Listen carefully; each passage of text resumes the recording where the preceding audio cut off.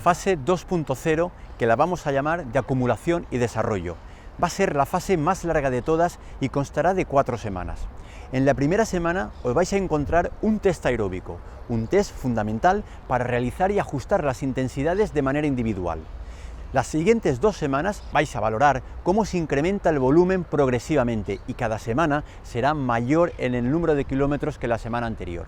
Y la última semana será una semana de descarga y aquí vamos a realizar nuestro primer test competitivo.